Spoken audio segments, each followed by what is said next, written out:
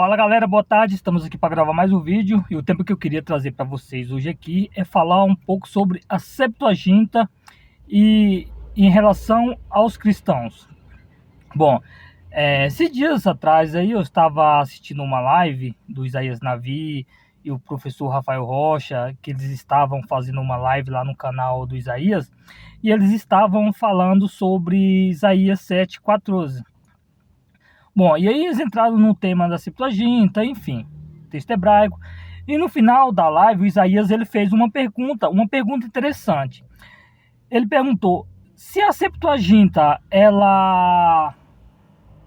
o texto grego do Novo Testamento cita mais a Septuaginta do que o texto hebraico, por que os cristãos não utilizam a Septuaginta? Bom, o professor Rafael Rocha deu uma resposta, só que não foi uma resposta satisfatória.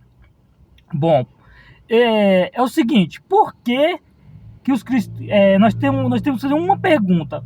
Os cristãos de qual época não tinham uma consideração pela Septuaginta? Porque se nós formos para a história, a Septuaginta ela era muito utilizada. E para você ver, de 350 vezes que o Novo Testamento cita o Antigo, 300 está de acordo com a Septuaginta, 50 está de acordo com o texto hebraico. Bom, primeiro a usar a Septuaginta, os judeus utilizavam a Septuaginta. Os apóstolos também utilizaram. Os pais da igreja também utilizaram. Via de regra nós temos aí Símaco, Teodosião, Áquila, que eram prosélitos do judaísmo. Por exemplo, nós temos Origem, que sabe de Origem, por mais que tinha um texto hebraico lá, mas tinha lá o texto grego, a tradução Luciano também. E aí, se nós analisarmos também concernente à Vulgata,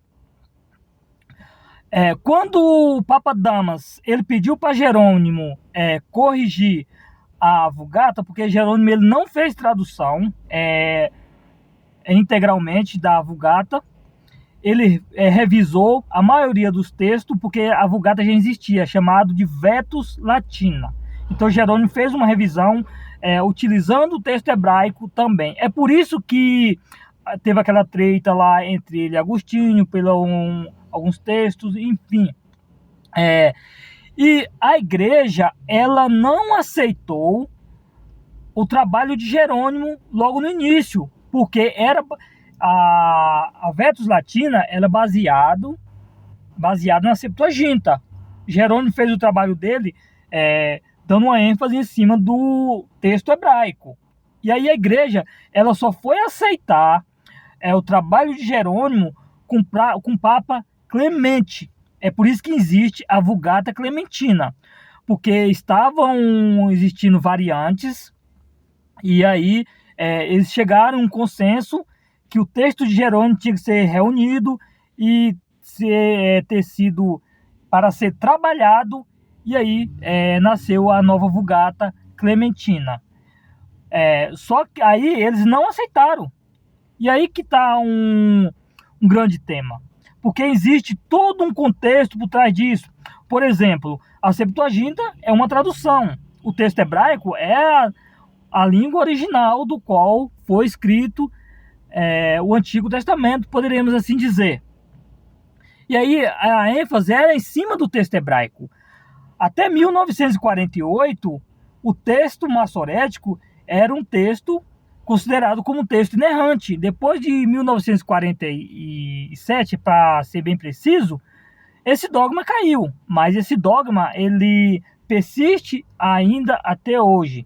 Mas fato é que hoje em dia nós descobrimos que o TM tem erros. Então, através dos achados dos manuscritos do deserto da Judéia, nós descobrimos que o TM contém erros, só que esse dogma não foi derrubado ainda. E tem toda essa questão aí da reforma protestante, a questão do texto de Ben-Hai, aí adotaram o texto recebido do Novo Testamento, juntaram com o texto massorético, enfim, tem toda essa questão aí.